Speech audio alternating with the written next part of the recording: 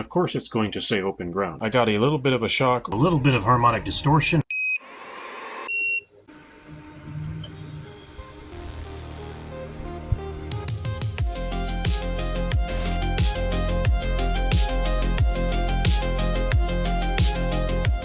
Let's start with a quick bench test running a resistance load.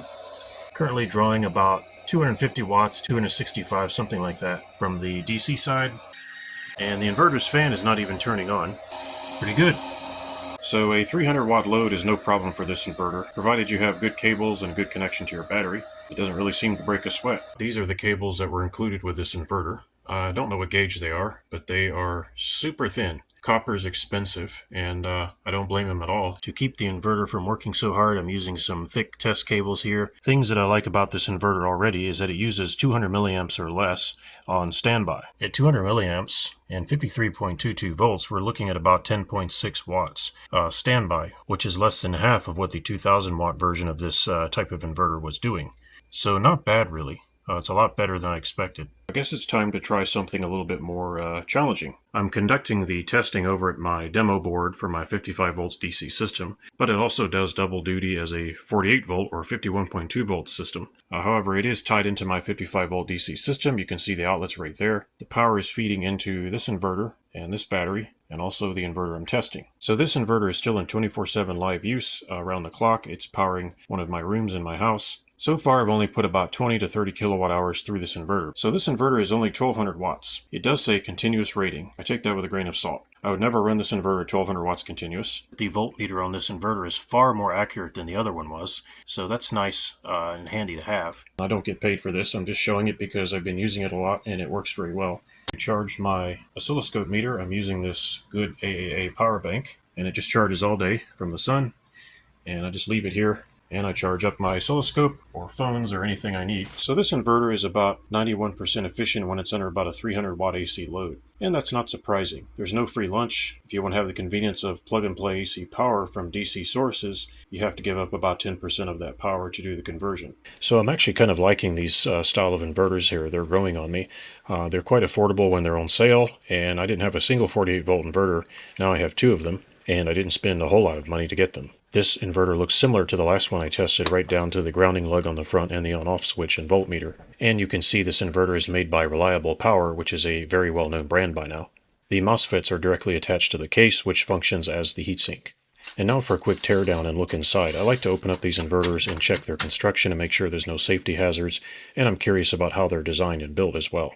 I actually thought the build quality looked a little bit better than the 2000 watt model I tested in a previous video. This transformer here is used to boost the low voltage DC up to high voltage DC. 50mm brushless DC fan for cooling, and it's a little bit noisy. This one happens to blow into the case and exhaust out the front. That may seem like a strange choice, but pushing air into the case instead of pulling it out generates additional turbulence, which actually prevents laminar flow over certain components and can improve the overall cooling efficiency. Unfortunately, I did find one issue, that some of the MOSFET clamps were a little crooked, and that can lead to cracking of the epoxy body. Hopefully, though, I won't have any problems with it. I can actually loosen those screws and straighten them out, and I may do that later. There are two pieces of 20 amp fuses in parallel on the input. Due to the small size of this inverter, though, I'm not planning to run 2000 plus watts through it. I don't really have anything bad to say about the control boards. Everything looks pretty well done. There's a lot of interesting IC chips there if you want to look those up. On the high voltage DC side, we have a good size 250 volts capacitor.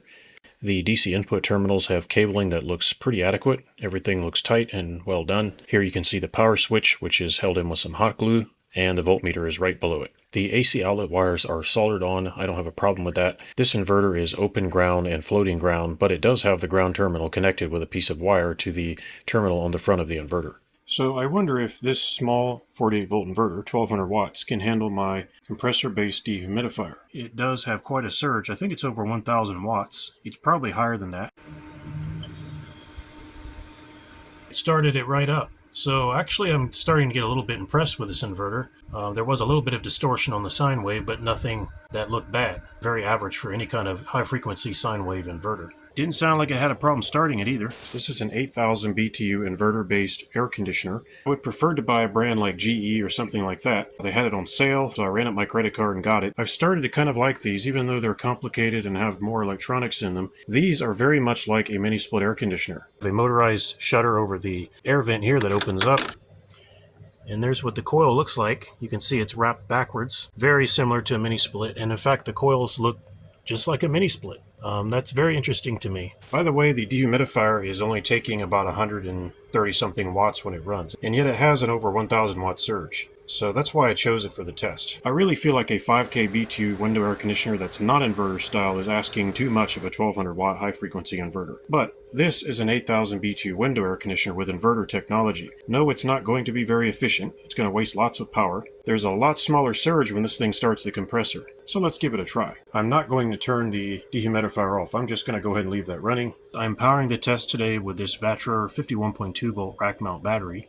And there is no charge controller this time. I'm using my matched solar panels to flow power straight into this battery through protective circuits, of course. And so there's no charge controller, but we are going to use an inverter. That's my other 2000 watt inverter that I tested in an earlier video, and it's connected to the same battery running some computers and other things like that.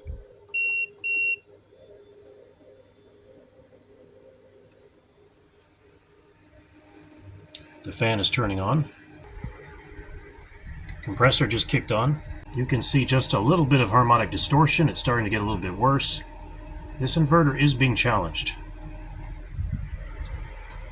We're currently pulling 490 something watts. The power factor is going to be terrible. Yeah, 82. Well, that's better than it usually is. I've seen it down in the 50s and 60s. 82 is not great, but 520 watts. Putting out cold air already. How's the inverter doing? Looks like it's managing. We're only loading it to about half now. Now we're up to 620 watts. Same harmonic distortion. It's actually getting a little bit worse, but I would say it's probably still manageable. Lots of cold air coming out. And just for kicks, I left the dehumidifier running still. The battery is at 53.5 volts, 642. We're up to 660 watts total on the AC side. Not too bad. I'm using the Thermal Master camera to look at the infrared on the air conditioner. It's getting pretty cool. Let's take a look at the inverter itself. It's not really getting too hot, but I'm going to leave it running for a while, and we'll see if it gets any worse. I do have a USB fan that's pushing air through the inverter all the time.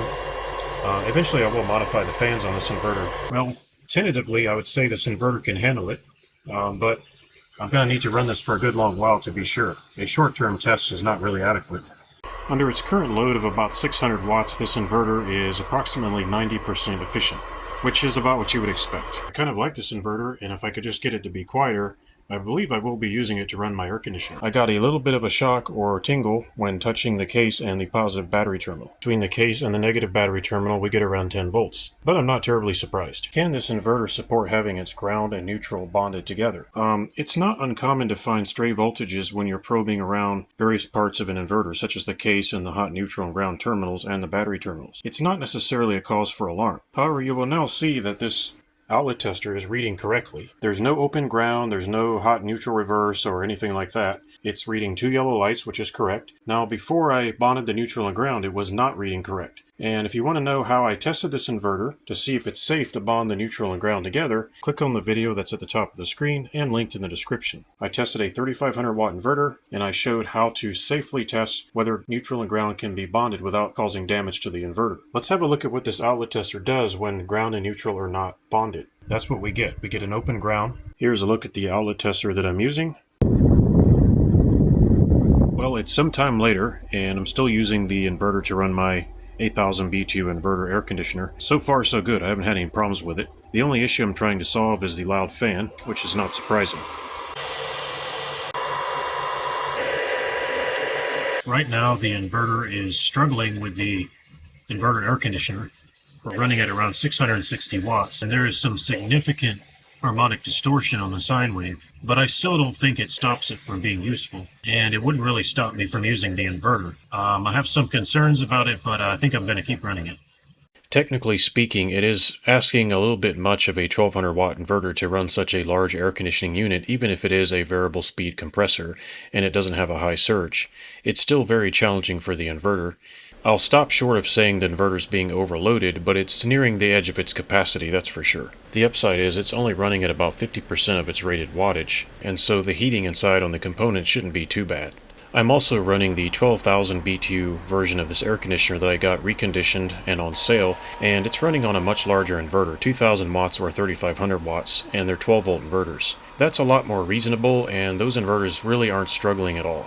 My 12 volt off-grid system is running right next to my 55 volt system. This is the core of my 55 volts off-grid system. It supplies pure 55 volts DC straight to the wall outlets, and it does not use a charge controller or an inverter. There's already a part 1 video about this system, and I will release part 2 as soon as I can, and I will link it in the description if it's already been uploaded by the time this video is made live. Folks, I hope you liked this video. If you did, please leave it a thumbs up, subscribe, and leave me a comment if you have time. Thanks for watching, and I hope to see you next time.